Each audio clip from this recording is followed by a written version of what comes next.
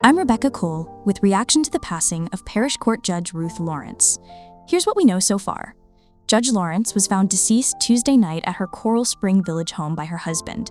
Since then, tributes have been pouring in from across Jamaica's legal community, honoring her decades of service and dedication. Her service extended beyond the courtroom to enriching the lives of countless persons, children, families, and communities through her leadership and compassion.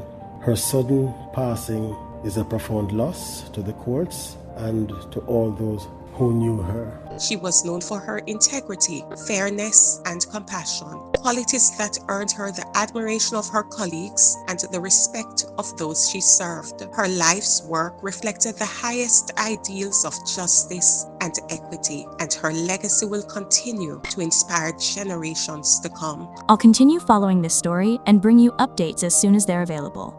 Please follow the Jamaica News page for news updates.